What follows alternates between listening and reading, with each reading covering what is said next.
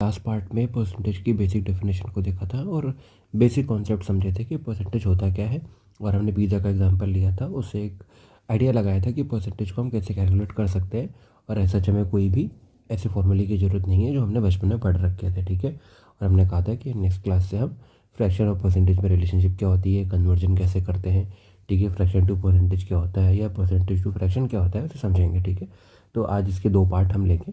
First part है, इसके हम दो पार्ट में से कवर करेंगे, फ्रैक्शन टू परसेंटेज और परसेंटेज टू फ्रैक्शन, ठीक है। और इसमें काफ़ी सारी चीज़ें हैं, पहले बेसिक बातें मैं बताऊंगा, उसके बाद मैं डायरेक्ट फ्रैक्शन कैसे निकालते हैं और बहुत सारे कॉन्सेप्ट हैं। नामों से घबराना नहीं है, कोशिश कर रहा है कि कम से कम चीज़ें हमें याद करनी पड़े, ठीक है। तो मैं शुरू करता हूँ। मैंने बोला था कि कोई भी चीज़ यदि सिंगल है, मतलब वन है, तो वो 100% को डिनोट करती है, ठीक है। इस बात को ध्यान रखना है। कोई भी चीज़ यदि कंप्लीट है तो वो 100% है। तो हम कह सकते हैं कि वन क्या है, वन एक फ्रैक्शन है, ठीक है। 1/1 क्या है, फ्रैक्शन है। तो यहाँ पे हम फ्रैक्शन लिख रहे हैं, यहाँ पे परसेंटेज लिख रहे हैं, ठीक है। इस बात को ध्यान रखना है। अब इधर देखिए, हम 1 = 100 से ही शुरुआत करते हैं और जितने भी बेसिक परसेंटेजेस हैं हमें यहीं से निकालने हैं। तो हम कैसे निकालेंगे, वन है, दोनों को हाफ कर दीजिए, तो 1/2 किसको डिनोट करेगा, 50% को डिनोट करेगा, ठीक है। अब इसको फिर हाफ कर दीजिए, 1/4, तो 1/4 करेगा 25% को, ठीक है। अब यहाँ से धीरे धीरे हमें ट्राई करना है कि हम कितने फ्रैक्शंस निकाल सकते हैं, ठीक है। वन वन 100% था, ठीक है, पहले 2 से किया फिर 4 से किया। अब 1 = 100 है, दोनों को 5 से कर दीजिए, ठीक है। मतलब 100% है, मैं कह रहा हूँ इसको 5 से कर दीजिए, तो 1/5 कितना हो जाएगा, 20% हो जाएगा, ठीक है। जो जो फ्रैक्शन निकालते चल रहे हैं उसको हम लोग सर्किल करते चल रहे हैं, ठीक, हमें याद रहे, ठीक है। तो ये हो गया 1/2, 1/4, ठीक है। ये हो गया 1/5। अब देखिए 1/3, ठीक है। 1/3 पे हम नहीं आए थे, 1/4 पे आ गए थे, 1/3 है। अब कहने को तो आपको ऐसा लग रहा होगा कि मतलब रटना है या मतलब हमें याद करना पड़ेगा। क्यों याद करना पड़ेगा, सोचिए। आपके जब 100 मार्क्स के एग्ज़ाम होते थे तो जनरली कितने परसेंट मार्क्स होते थे जिनको बोला जाता था कि पासिंग मार्क्स है, कितना बोलते थे, 33%, ठीक है। तो 1/3 को ऐसे याद रखना है कि 33.33% क्या होता है आपका, 1/3 होता है। ऑब्वियस सी बात है, कोई भी चीज़ मान लीजिए वन है, इसको आप 3 पार्ट में तोड़ रहे हो, ठीक है। ये हो गया, ये हो गया 3 पार्ट, एक पार्ट, 2 पार्ट, 3 पार्ट। तो आप खुद सोचिए कि एक पार्ट कितना होगा, 33.33 तो होगा, तभी तो इसको आप ऐड करोगे तो 100 बनेगा, ठीक है। तो 1/3 हो गया 33.33। अब यहाँ पे देखिए, यदि हम 1/5 आ चुके तो 1/6 पे आना है। अब 1/6 हमें याद नहीं करना है, इसका कितना होता है ये हमें याद नहीं करना, हमें यहीं से निकालना है, ठीक है। हमें यहीं से कैलकुलेट करना है, कैसे, दोनों तरफ हाफ कर दीजिए। यदि दोनों तरफ हाफ करेंगे तो 1/3 का हाफ हो जाएगा 1/6, और 33.33 का हाफ कितना हो जाएगा, 16.66%, ठीक है। इसको ऐसे भी लिख सकते हैं और चाहे तो आप 16 2/3% भी लिख सकते हैं, दोनों का मतलब एक ही होता है, ठीक है। इस बात को ध्यान रखना। तो एक फ्रैक्शन हमारा ये हो गया, ठीक है। तो 1/2 हो गया, 1/3 हो गया, 1/4 हो गया, 1/5 हो गया, 1/6, 1/7 पे आते हैं, ठीक है। अब देखिए कुछ कुछ चीज़ें यहाँ पे हम समझेंगे भी, कुछ कुछ चीज़ें हमें ज़रूरत के लिए लगेगी तो उसे हम याद भी रखेंगे, ताकि हमें कैलकुलेशन करते समय काफ़ी सारी चीज़ें हमें हैंडी रहे, हमें हाथ में रहे, ठीक है, हमें पता रहे कि क्या करना है हमको। अब 1/7 है, दो तरीके हैं, ठीक है। एक तरीका तो ये है कि आप सिंपल इसको 100/7 सोचिए, ध्यान से देखिए। 1/7 है ना, आपको देखना है कि इक्वलेंट परसेंटेज कितना है, तो इसको 100/7 सोचिए और सीधा डिवाइड मार दीजिए दिमाग में ही। तो 7 से करेंगे तो कितना होगा, 14 7 98, ठीक है। 2 रिमेनिंग हुआ तो 7 2 40, 7 2 14 हुआ, ठीक है। फिर 7 8 टाइम डालोगे आप तो 56 आएगा, तो 14.28 आया, ठीक है। इसको आप ऐसे भी ध्यान रख सकते हो।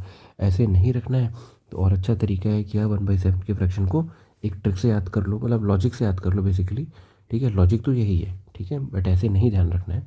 तो आप ऐसे याद रख लो कि 7 2 14 और 14 2 28, ये सिर्फ याद करने के लिए, ऐसा कोई फंडा नहीं होता है।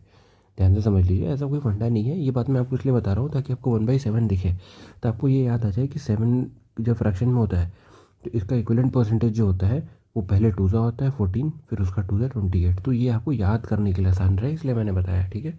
बाकी यदि आपको लगता है कि आपको ऐसे डिवाइड करके आ रहा है तो डिवाइड करके करिए, ठीक है। 1/7 पे आ गए, 1/8। अब 1/8 को अलग से नहीं याद रखना है आपको, 1/4 तो पता है ना, हमने ये पढ़ा है, देखिए 1/4, 1/4 कितना है, 25%। अभी इसका हाफ ही तो है, 1/8 1/4 का क्या है, हाफ है। तो हम 1/4 को हाफ कर देंगे तो 1/8, और 25% को हाफ करेंगे तो कितना हो जाएगा, 12.5%, ठीक है। इसको आप क्या लिख सकते हैं, 1/2%, 1/8 हो गया हमारा, ठीक है। अब आ जाइए 1/9 पे। अब इसके भी दो तरीके हैं। 1/9 के लिए सबसे पहले अब याद करिए क्या पढ़ा था हमने, 1/3 कितना पढ़ा था, 33.33% पढ़ा था, नहीं पढ़ा था। अब ध्यान से देखिए 1/9 क्या है, दोनों तरफ 3 का डिवाइड ही तो है, दोनों तरफ 3 का 3 डिवाइड कर देंगे तो ये 1/9 हो जाएगा, और यहाँ पे 3 का डिवाइड करेंगे तो कितना आएगा, 11.11%। इसका मतलब 1/9 किसके बराबर है, 11.11। एक तरीका तो ये है याद रखने का, ठीक है। और एक तरीका बहुत अच्छा है कि 1/11 जो होता है, ठीक है, ध्यान से समझ लीजिए, 1/11 जो होता है वो 9.09 होता है, 9.09 होता है, और 1/9 जो होता है वो 11.11 होता है। तो हम ऐसे याद रख सकते हैं कि जब नीचे 11 होता है तो परसेंटेज की वैल्यू 9 में होती है, नीचे 9 होता है तो परसेंटेज की वैल्यू 11 में होती है। ये एक तरीका है याद रखने का, ऐसे याद रखना चाहे तो ऐसे याद रख सकते हैं, नहीं तो 1/9 1/3 पे 3 का डिवाइड कर देंगे तो ये आ जाएगा, ठीक है। इसको यदि आपको फ्रैक्शन में लिखना है तो आप इसको 1/9% भी लिख सकते हैं, ठीक है। 1/10 बताने की ज़रूरत नहीं है, 10% होगा, ठीक है। 1/11 हमने अभी देखा ऊपर, ठीक है, 9.09। यदि वैसे नहीं करना है तो 11 9 99, वैसे भी करके आप कर सकते हैं, 9.09 ही आएगा। इसको भी आपको लिखना है तो आप 9 को होल लिखिए, ठीक है, 1/11%। इस तरीके से भी आप लिख सकते हैं। देखिए ये वही बात है कि आपको एक फ्रैक्शन पकड़ में आ गया तो अब बाकी सारे जो फ्रैक्शंस हैं उसी फ्रैक्शन से, एक जो बेस फ्रैक्शन है उसी से आप डेराइव करते चलेंगे। हम 1/11 पे आ गए, हमें 1/12 देखना है, ठीक है। अब 1/12 अलग से नहीं याद करना है, आपको 1/4 पढ़ा था आपने, ठीक है। 1/4 क्या पढ़ा था आपने, 1/4 पढ़ा था 25%, ठीक है।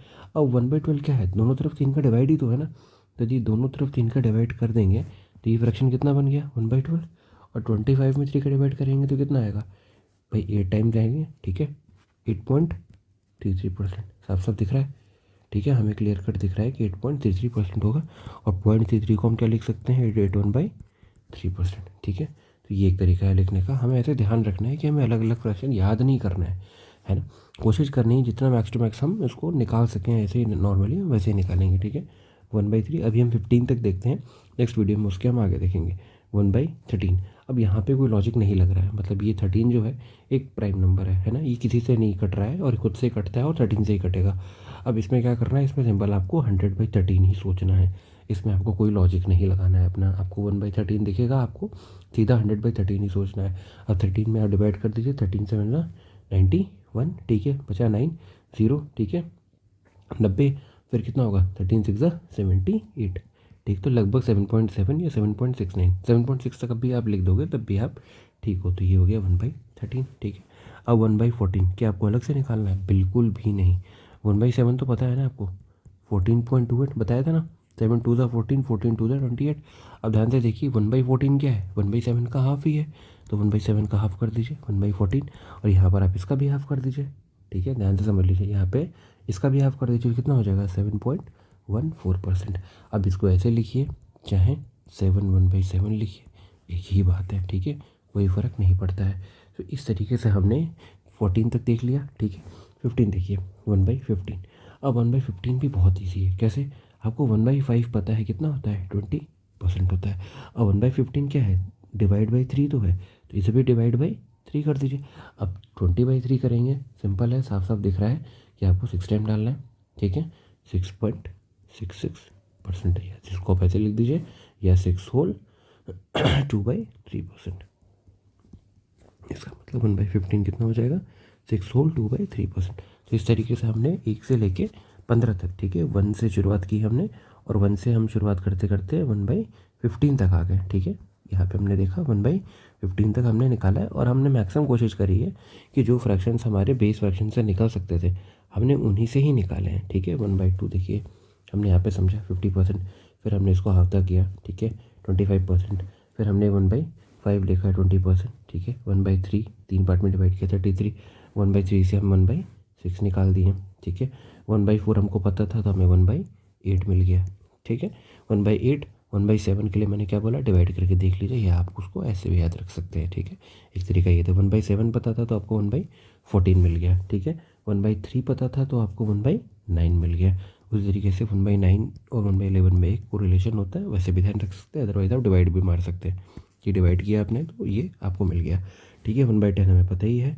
1/12 के लिए आपको 1/4 पता था, दोनों तरफ आपने डिवाइड किया 3 से, आपको 1/12 12 मिल गया। ठीक है, उसी तरह आपको 1/13 के लिए सिंपल डिवाइड करना है और कुछ नहीं करना है।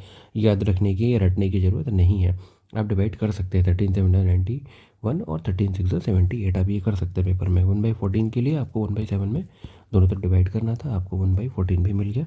और 1/15 के लिए आपको 1/5 20% पता है, दोनों तरफ आप डिवाइड करेंगे 3 का, तो आपको 1/15 6.66 या 6 होल 2/3% आ जाएगा। तो इस तरीके से हमने 15 तक जितने भी इंपॉर्टेंट फ्रैक्शन थे उनके परसेंटेज कन्वर्जन देख लिए। नेक्स्ट वीडियो में हम आगे के जो नंबर्स हैं 16 17 18, ठीक है, जो काम के हैं, सारे नहीं देखने, जो काम के हैं हमारे बस वो देखेंगे और कुछ डायरेक्ट फ्रैक्शंस को हम देखेंगे। Thank you so much.